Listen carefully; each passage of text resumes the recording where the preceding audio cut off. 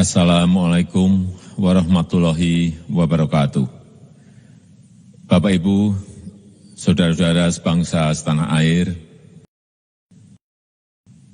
pagi tadi saya telah memimpin rapat terbatas secara virtual tentang Undang-Undang Cipta Kerja bersama jajaran pemerintah dan para gubernur.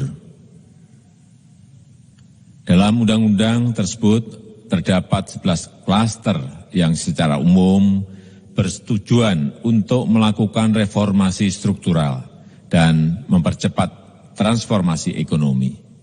Adapun klaster tersebut adalah urusan penyederhanaan perizinan, urusan persyaratan investasi, urusan ketenagakerjaan, urusan pengadaan lahan, urusan kemudahan berusaha, urusan dukungan riset dan inovasi, urusan administrasi pemerintahan, urusan pengenaan sanksi, urusan kemudahan pemberdayaan dan perlindungan UMKM, urusan investasi dan proyek pemerintah, serta urusan kawasan ekonomi.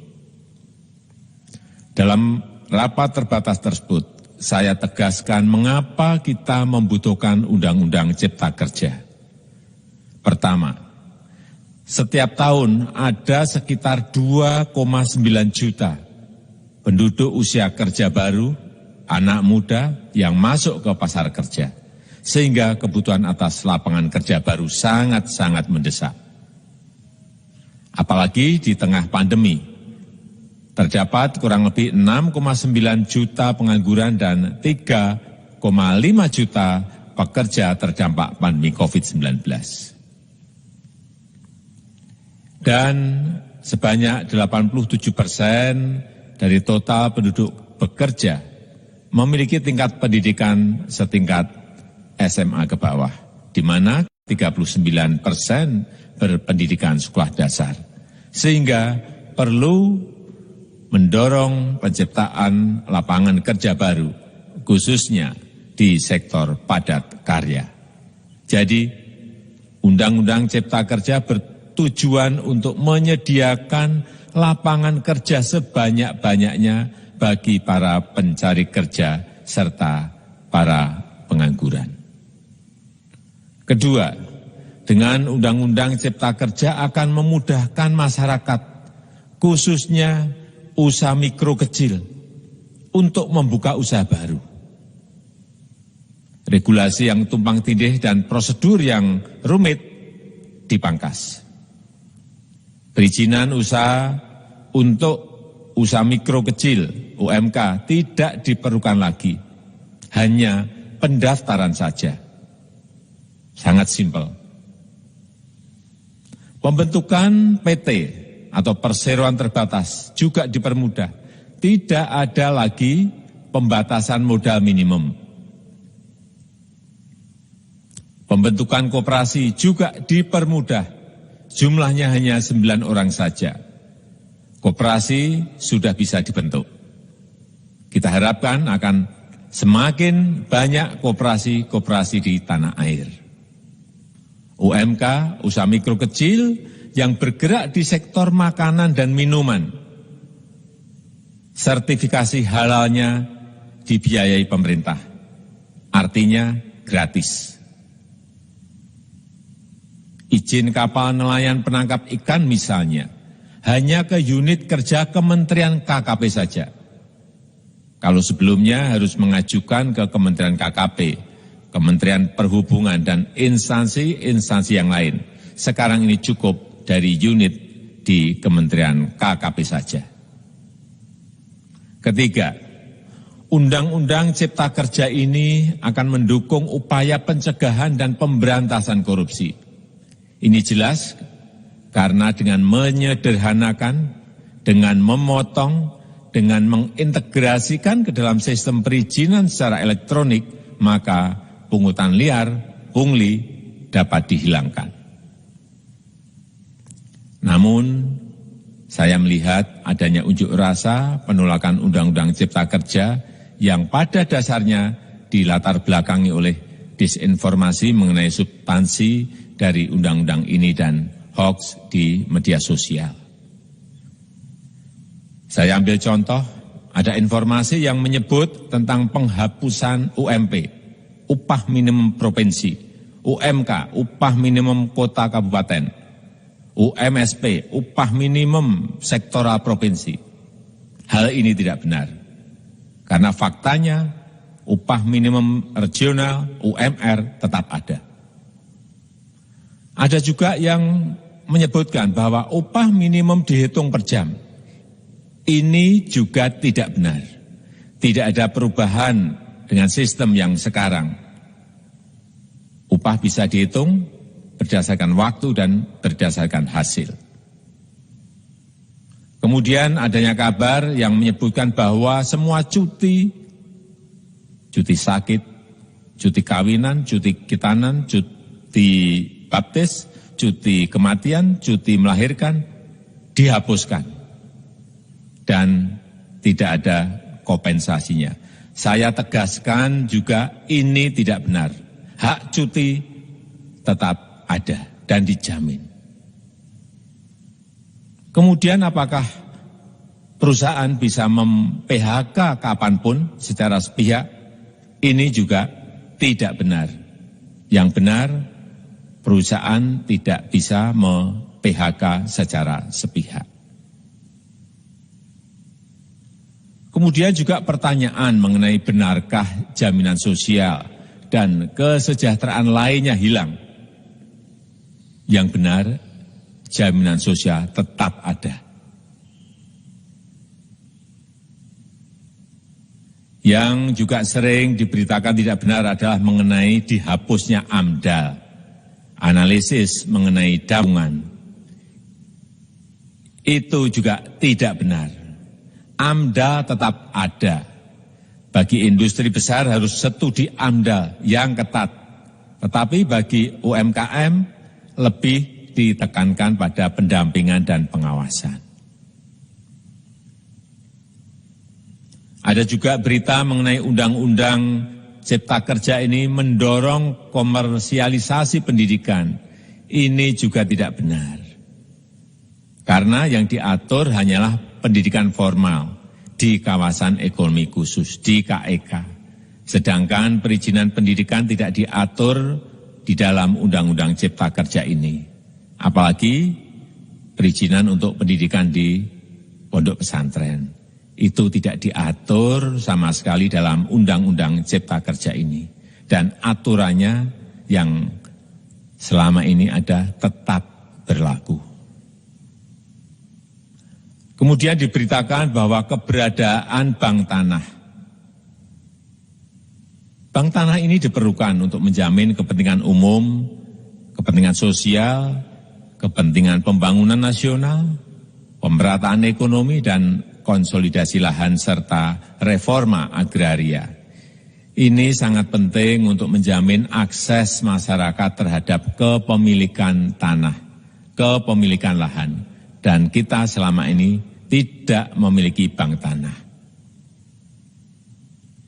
Saya tegaskan juga bahwa Undang-Undang Cipta Kerja ini tidak melakukan resentralisasi kewenangan dari pemerintah daerah ke pemerintah pusat. Tidak ada. Perizinan berusaha dan pengawasannya tetap dilakukan oleh pemerintah daerah sesuai dengan NSPK. Norma, standar, prosedur, dan kriteria yang ditetapkan pemerintah pusat. Ini agar dapat tercipta standar pelayanan yang baik di seluruh daerah. Dan penetapan NSPK ini dapat nanti akan diatur di dalam PP atau peraturan pemerintah. Selain itu, kewenangan perizinan untuk non-perizinan berusaha tetap ada di Pemda. Sehingga tidak ada perubahan. Bahkan kita melakukan penyederhanaan, melakukan standarisasi jenis dan prosedur berusaha di daerah. Dan perizinan berusaha di daerah diberikan batas waktu. Ini yang penting di sini. Jadi ada service level of agreement. Permohonan perizinan dianggap disetujui bila batas waktu telah terlewati. Saya perlu tegaskan pula bahwa Undang-Undang Cipta Kerja ini memerlukan banyak sekali peraturan pemerintah atau PP dan peraturan presiden atau Perpres. Jadi setelah ini akan muncul PP dan Perpres yang akan kita selesaikan paling lambat 3 bulan setelah diundangkan. Kita pemerintah membuka dan mengundang masukan-masukan dari masyarakat dan masih terbuka usulan-usulan dan masukan dari daerah-daerah. Pemerintah berkeyakinan melalui Undang-Undang Cipta Kerja ini jutaan pekerja dapat memperbaiki kehidupannya dan juga penghidupan bagi keluarga mereka. Dan kalau masih ada, jika masih ada ketidakpuasan terhadap Undang-Undang Cipta Kerja ini, silahkan mengajukan uji materi atau judicial review melalui MK, Mahkamah Konstitusi. Sistem ketatanegaraan kita memang mengatakan seperti itu. Jadi, kalau masih ada yang tidak puas dan menolak, silahkan diajukan uji materi ke MK. Saya rasa itu yang bisa saya sampaikan pada kesempatan yang baik ini. Terima kasih. Wassalamualaikum warahmatullahi wabarakatuh.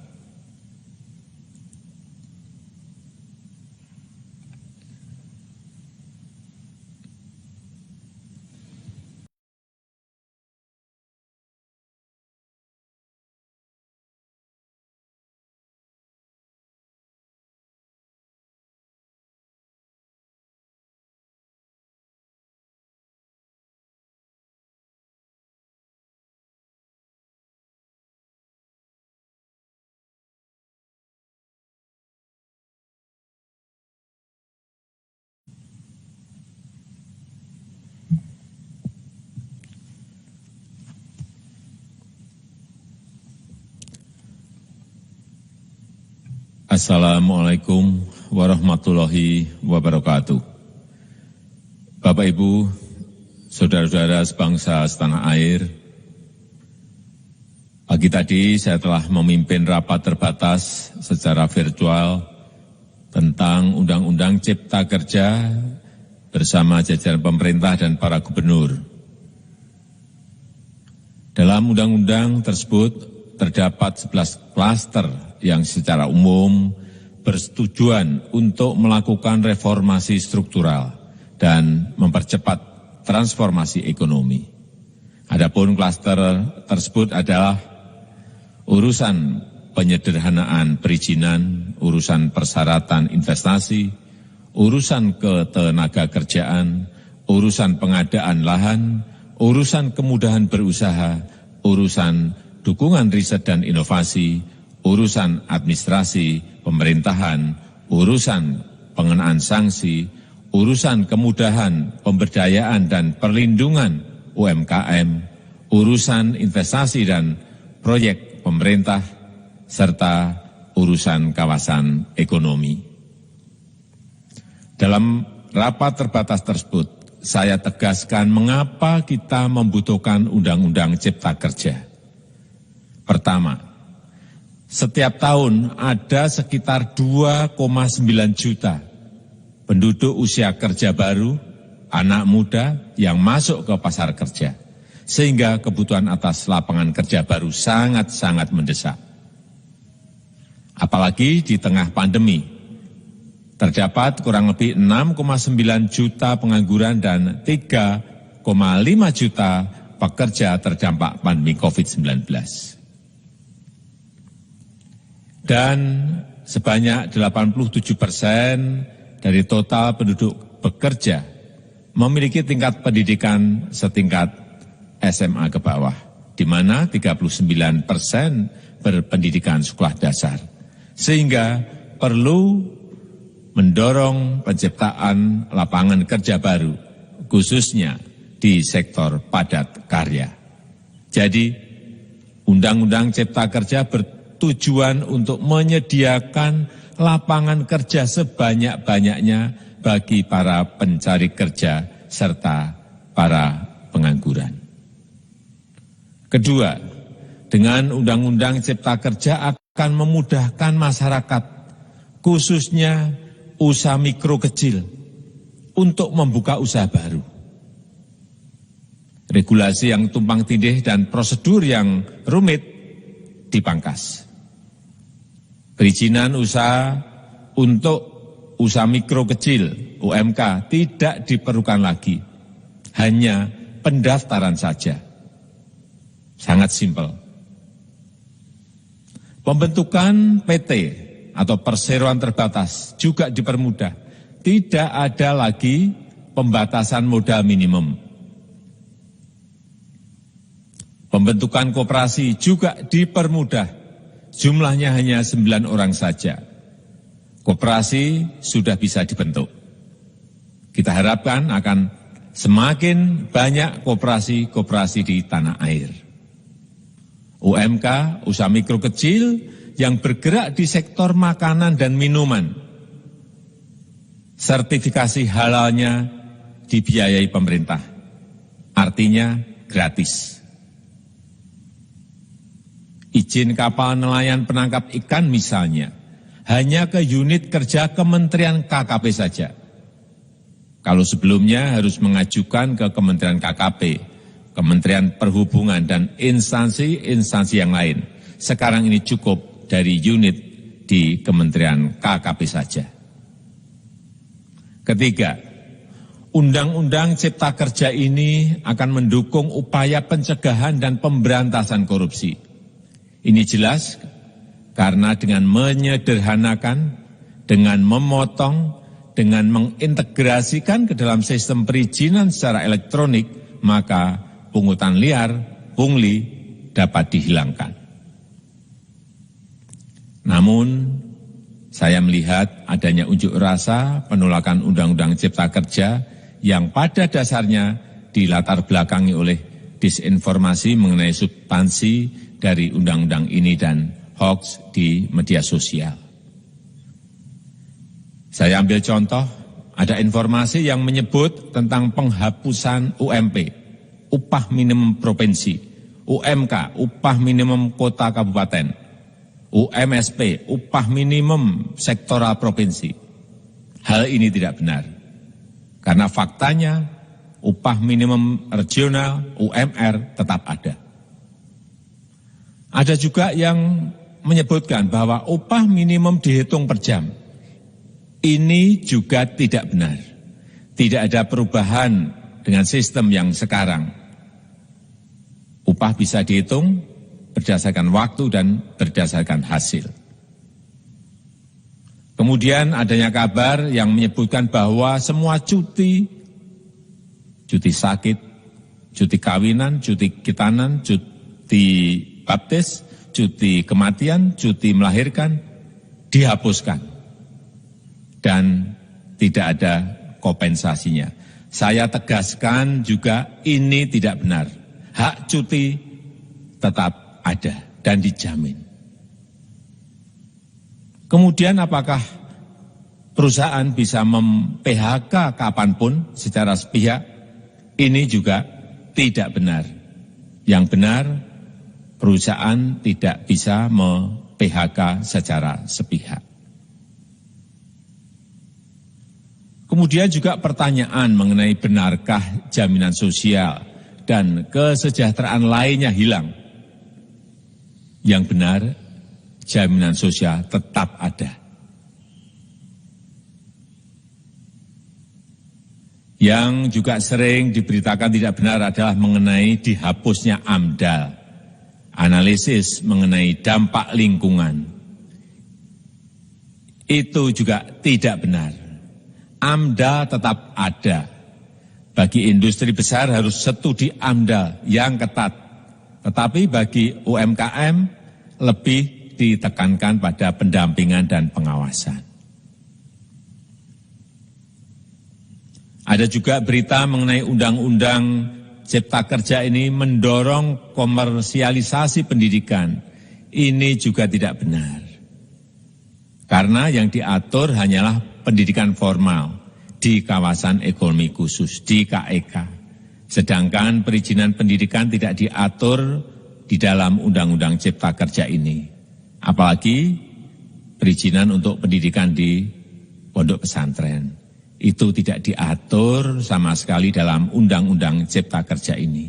Dan aturannya yang selama ini ada tetap berlaku. Kemudian diberitakan bahwa keberadaan bank tanah. Bank tanah ini diperlukan untuk menjamin kepentingan umum, kepentingan sosial, kepentingan pembangunan nasional, pemerataan ekonomi, dan konsolidasi lahan serta reforma agraria. Ini sangat penting untuk menjamin akses masyarakat terhadap kepemilikan tanah, kepemilikan lahan. Dan kita selama ini tidak memiliki bank tanah.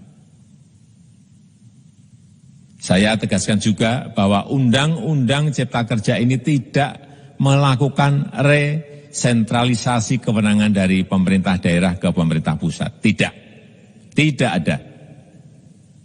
Perizinan berusaha dan pengawasannya tetap dilakukan oleh pemerintah daerah sesuai dengan NSPK. Norma, standar, prosedur, dan kriteria yang ditetapkan pemerintah pusat. Ini agar dapat tercipta standar pelayanan yang baik di seluruh daerah. Dan penetapan NSPK ini dapat nanti akan diatur di dalam PP atau peraturan pemerintah. Selain itu, kewenangan perizinan untuk non-perizinan berusaha tetap ada di Pemda. Sehingga tidak ada perubahan. Bahkan kita melakukan penyederhanaan, melakukan standarisasi jenis dan prosedur berusaha di daerah. Dan perizinan berusaha di daerah diberikan batas waktu. Ini yang penting di sini. Jadi ada service level of agreement. Permohonan perizinan dianggap disetujui bila batas waktu telah terlewati. Saya perlu tegaskan pula bahwa Undang-Undang Cipta Kerja ini memerlukan banyak sekali peraturan pemerintah atau PP dan peraturan presiden atau Perpres. Jadi setelah ini akan muncul PP dan Perpres yang akan kita selesaikan paling lambat 3 bulan setelah diundangkan. Kita pemerintah membuka dan mengundang masukan-masukan dari masyarakat dan masih terbuka usulan-usulan dan masukan dari daerah-daerah. Pemerintah berkeyakinan melalui Undang-Undang Cipta Kerja ini jutaan pekerja dapat memperbaiki kehidupannya dan juga penghidupan bagi keluarga mereka. Dan kalau masih ada, jika masih ada ketidakpuasan terhadap Undang-Undang Cipta Kerja ini, silahkan mengajukan uji materi atau judicial review melalui MK, Mahkamah Konstitusi. Sistem ketatanegaraan kita memang mengatakan seperti itu. Jadi, kalau masih ada yang tidak puas dan menolak, silahkan diajukan uji materi ke MK. Saya rasa itu yang bisa saya sampaikan pada kesempatan yang baik ini. Terima kasih. Wassalamualaikum warahmatullahi wabarakatuh.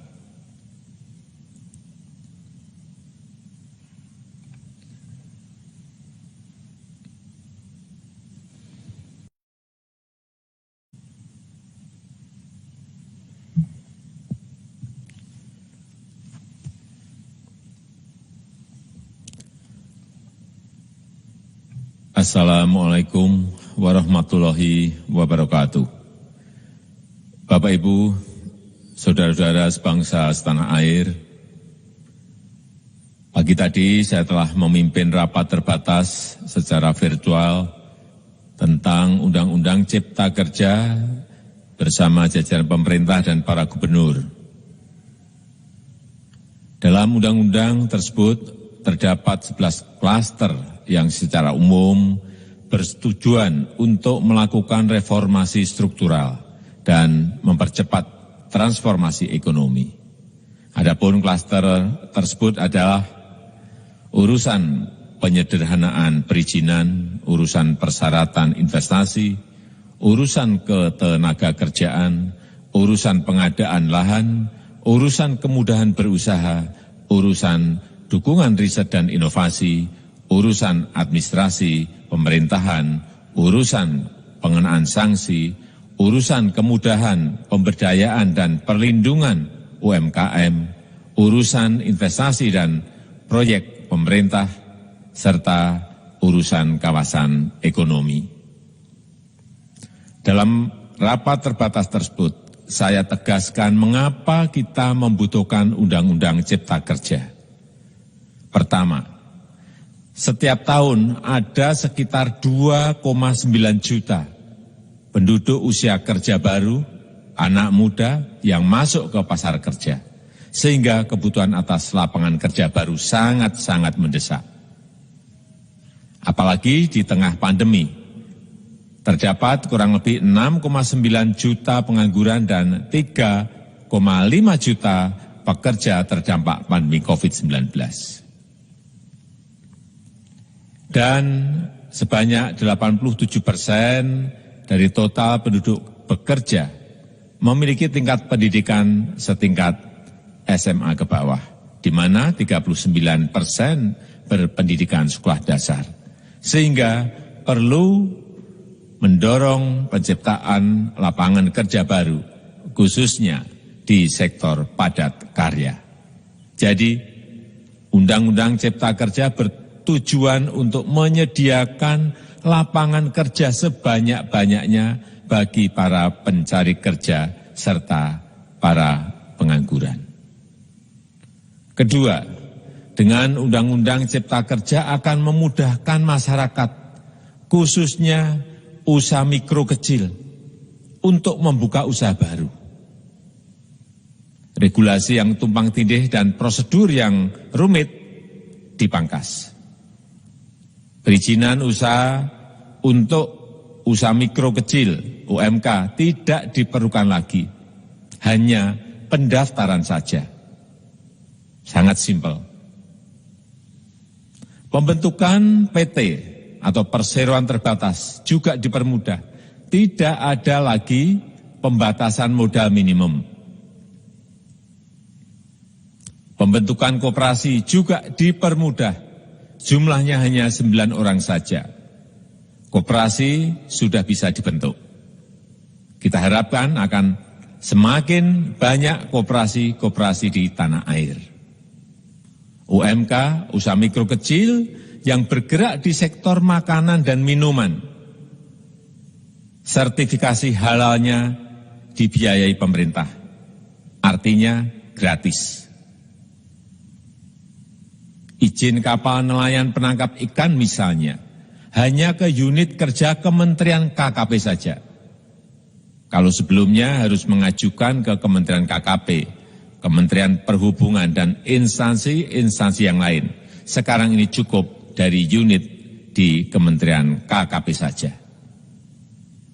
Ketiga, Undang-Undang Cipta Kerja ini akan mendukung upaya pencegahan dan pemberantasan korupsi. Ini jelas karena dengan menyederhanakan, dengan memotong, dengan mengintegrasikan ke dalam sistem perizinan secara elektronik, maka pungutan liar, pungli dapat dihilangkan. Namun, saya melihat adanya unjuk rasa penolakan Undang-Undang Cipta Kerja yang pada dasarnya dilatar belakangi oleh disinformasi mengenai substansi dari undang-undang ini dan hoax di media sosial. Saya ambil contoh, ada informasi yang menyebut tentang penghapusan UMP, upah minimum provinsi, UMK, upah minimum kota kabupaten, UMSP, upah minimum sektoral provinsi. Hal ini tidak benar, karena faktanya upah minimum regional, UMR, tetap ada. Ada juga yang menyebutkan bahwa upah minimum dihitung per jam. Ini juga tidak benar. Tidak ada perubahan dengan sistem yang sekarang. Upah bisa dihitung berdasarkan waktu dan berdasarkan hasil. Kemudian adanya kabar yang menyebutkan bahwa semua cuti sakit, cuti kawinan, cuti khitanan, cuti baptis, cuti kematian, cuti melahirkan, dihapuskan. Dan tidak ada kompensasinya. Saya tegaskan juga ini tidak benar. Hak cuti tetap ada dan dijamin. Kemudian apakah perusahaan bisa mem-PHK kapanpun secara sepihak? Ini juga tidak benar. Yang benar, perusahaan tidak bisa mem-PHK secara sepihak. Kemudian juga pertanyaan mengenai benarkah jaminan sosial dan kesejahteraan lainnya hilang. Yang benar, jaminan sosial tetap ada. Yang juga sering diberitakan tidak benar adalah mengenai dihapusnya AMDAL, analisis mengenai dampak lingkungan. Itu juga tidak benar. AMDAL tetap ada. Bagi industri besar harus studi AMDAL yang ketat. Tetapi bagi UMKM lebih ditekankan pada pendampingan dan pengawasan. Ada juga berita mengenai Undang-Undang Cipta Kerja ini mendorong komersialisasi pendidikan. Ini juga tidak benar. Karena yang diatur hanyalah pendidikan formal di kawasan ekonomi khusus, di KEK. Sedangkan perizinan pendidikan tidak diatur di dalam Undang-Undang Cipta Kerja ini. Apalagi perizinan untuk pendidikan di pondok pesantren. Itu tidak diatur sama sekali dalam Undang-Undang Cipta Kerja ini. Dan aturannya yang selama ini ada tetap berlaku.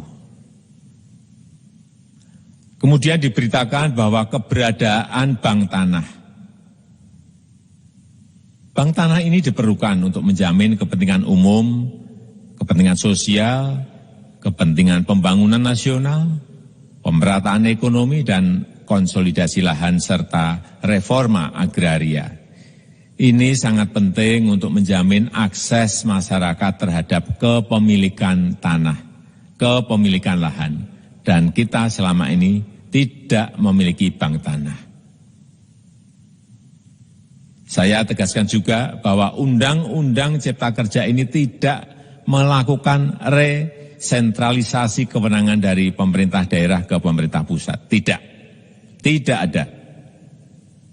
Perizinan berusaha dan pengawasannya tetap dilakukan oleh pemerintah daerah sesuai dengan NSPK. Norma, standar, prosedur, dan kriteria yang ditetapkan pemerintah pusat. Ini agar dapat tercipta standar pelayanan yang baik di seluruh daerah. Dan penetapan NSPK ini dapat nanti akan diatur di dalam PP atau peraturan pemerintah. Selain itu, kewenangan perizinan untuk non-perizinan berusaha tetap ada di Pemda. Sehingga tidak ada perubahan. Bahkan kita melakukan penyederhanaan, melakukan standarisasi jenis dan prosedur berusaha di daerah. Dan perizinan berusaha di daerah diberikan batas waktu. Ini yang penting di sini. Jadi ada service level of agreement. Permohonan perizinan dianggap disetujui bila batas waktu telah terlewati. Saya perlu tegaskan pula bahwa Undang-Undang Cipta Kerja ini memerlukan banyak sekali peraturan pemerintah atau PP dan peraturan presiden atau Perpres. Jadi setelah ini akan muncul PP dan Perpres yang akan kita selesaikan paling lambat 3 bulan setelah diundangkan. Kita pemerintah membuka dan mengundang masukan-masukan dari masyarakat dan masih terbuka usulan-usulan dan masukan dari daerah-daerah. Pemerintah berkeyakinan melalui Undang-Undang Cipta Kerja ini jutaan pekerja dapat memperbaiki kehidupannya dan juga penghidupan bagi keluarga mereka. Dan kalau masih ada, jika masih ada ketidakpuasan terhadap Undang-Undang Cipta Kerja ini, silahkan mengajukan uji materi atau judicial review melalui MK, Mahkamah Konstitusi. Sistem ketatanegaraan kita memang mengatakan seperti itu. Jadi, kalau masih ada yang tidak puas dan menolak, silahkan diajukan uji materi ke MK. Saya rasa itu yang bisa saya sampaikan pada kesempatan yang baik ini. Terima kasih. Wassalamualaikum warahmatullahi wabarakatuh.